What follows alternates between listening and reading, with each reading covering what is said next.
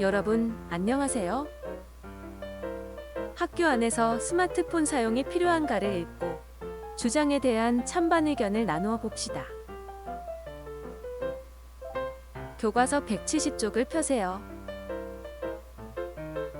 영상을 눈으로만 보지 말고 반드시 교과서를 펴고 문제를 함께 해결해 봅시다.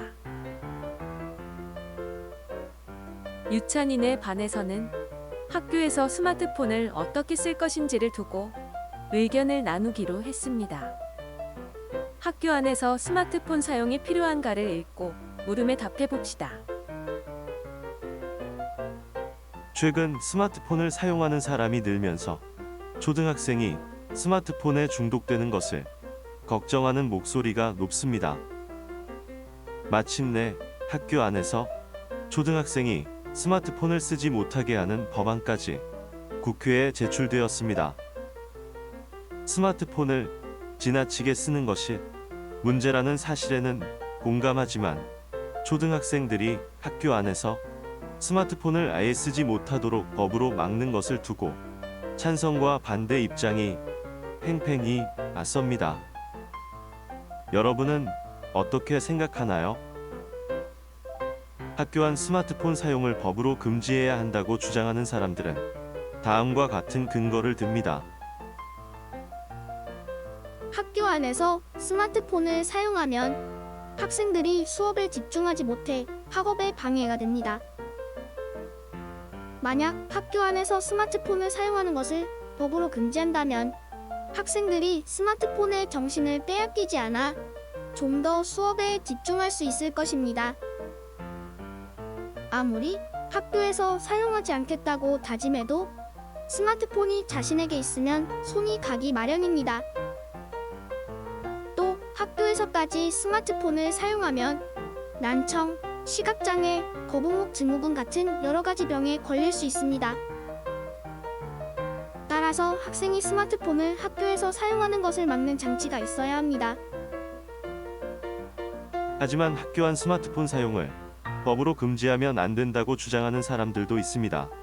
이들의 생각은 다음과 같습니다.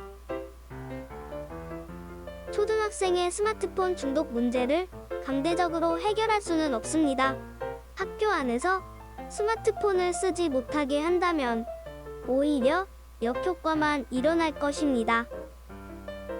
대부분의 학생은 방과 후에 스마트폰을 사용하기 때문에 법을 굳이 만들지 않아도 됩니다. 초등학생에게 스마트폰을 올바르게 사용하도록 교육하는 것이 학교 안에서 스마트폰을 사용하지 못하도록 법으로 금지하는 것보다 훨씬 효과가 클 것입니다. 또 학생들은 수업에서 이해하지 못한 내용을 스마트폰으로 바로바로 찾아볼 수도 있습니다. 지금 우리 주변에도 스마트폰을 사용하는 친구들을 어렵지 않게 볼 수 있습니다. 여러분은 학교 안 스마트폰 사용을 어떻게 생각하십니까? 글을 잘 읽어 보았나요? 그럼 교과서 171쪽을 보세요. 이 기사는 어떤 문제를 다루었나요? 학교 안 스마트폰 사용에 대한 찬성과 반대 의견을 다루었습니다.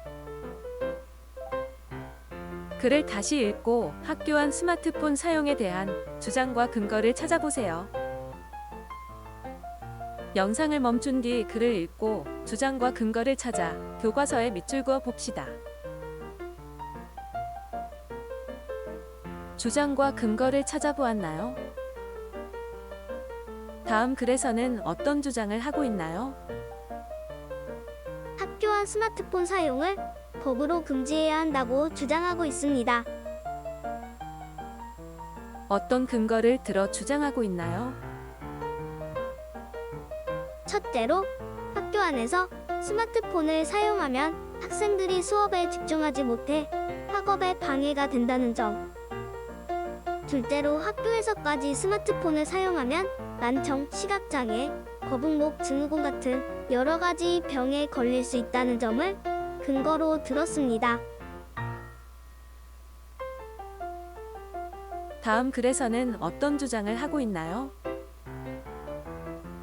학교와 스마트폰 사용을 법으로 금지하면 안 된다고 주장하고 있습니다.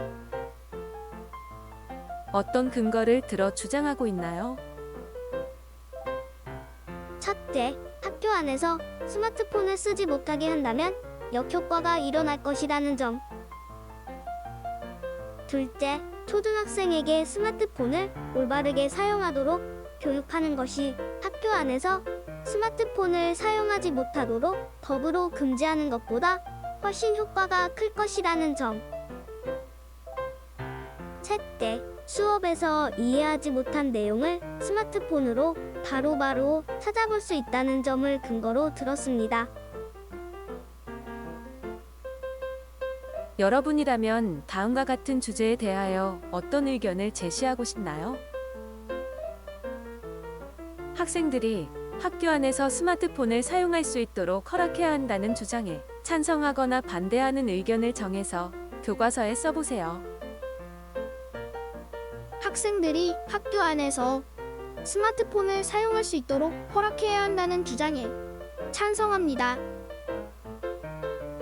학생들이 학교 안에서 스마트폰을 사용할 수 있도록 허락해야 한다는 주장에 반대합니다. 여러분의 주장을 썼다면 왜 그렇게 정했는지 근거를 써보세요. 찬성한 학생들은 찬성하는 주장을 뒷받침할 수 있는 근거를 쓰고, 반대한 학생들은 반대하는 주장을 뒷받침할 수 있는 적절한 근거를 써봅시다. 주장과 근거를 쓴 뒤에는 주장을 뒷받침하는 근거가 적절한지 잘 생각해 보세요.